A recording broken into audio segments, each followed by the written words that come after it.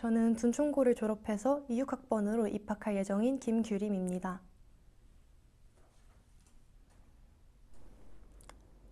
먼저 인제대학교 의예과에 교과 전형으로 합격해서 최종 등록을 하였고 을지대 의대, 조선대 의대, 우석대 한의대까지 교과 전형으로 모두 합격했습니다.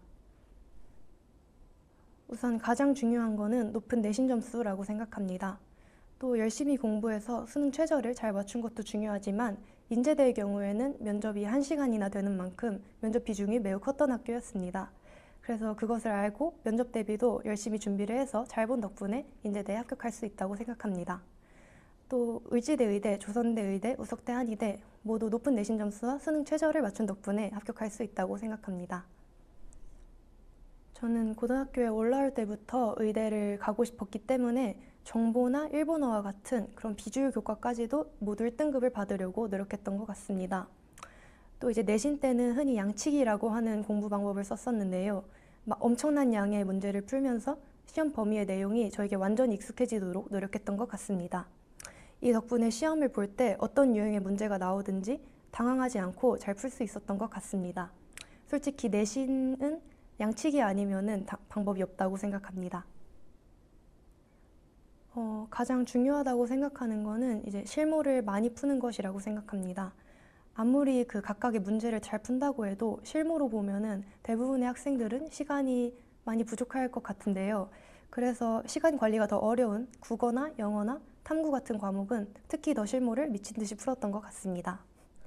또 중요한 것은 수능 시간표에 맞춰서 수능 시뮬레이션을 돌리는 것이었는데요. 저는 일주일에 한 번 정도는 날을 잡고 그 수능 과목의 모든 과목 실무를 준비한 다음에 수능 시뮬레이션을 끝까지 돌렸던 것 같습니다. 9월쯤부터 저는 실무를 풀었었고 수능 직전까지 쉬운 실무, 어려운 실무 가릴 것 없이 닥치는 대로 풀었었기 때문에 이번 불수능에서도 크게 당황하지 않고 그냥 원래 하던 대로 잘 풀었던 것 같습니다. 저는 학원 없이는 수능 공부를 할 수 없다고 생각합니다. 사실 뭐 학원을 다니지 않고도 성적이 잘 나오는 경우도 있겠지만 저 같은 경우에는 아주 어릴 때부터 학원에만 의존해서 공부를 해왔기 때문에 수능 국어 공부도 당연히 학원을 다녔었던 것 같습니다.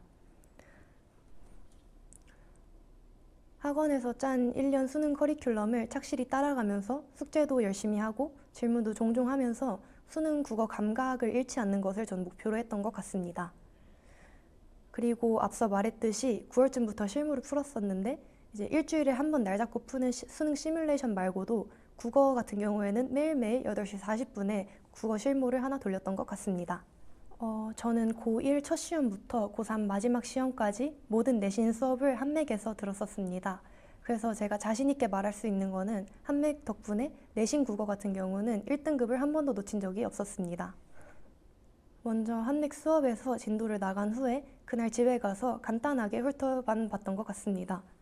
그 다음에 클리닉 시간도 활용을 했었는데요. 클리닉 시간에는 모든 한맥쌤들이 공부할 수 있는 자료와 암기 테스트를 준비해 주십니다.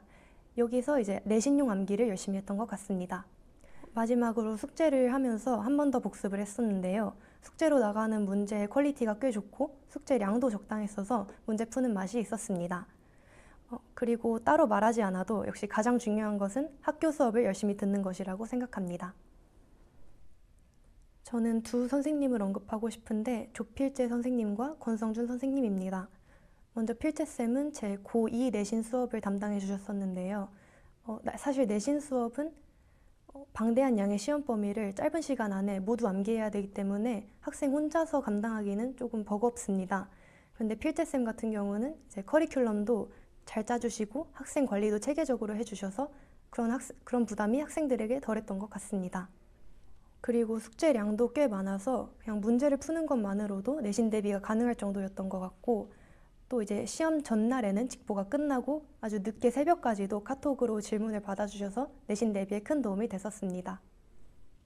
그리고 성준쌤은 고3 화작 내신 수업을 맡아주셨었는데 가장 감사했던 거는 원래 개설되지 않을 수업이었는데도 따로 시간을 내주셔서 수업을 해주셨던 것입니다.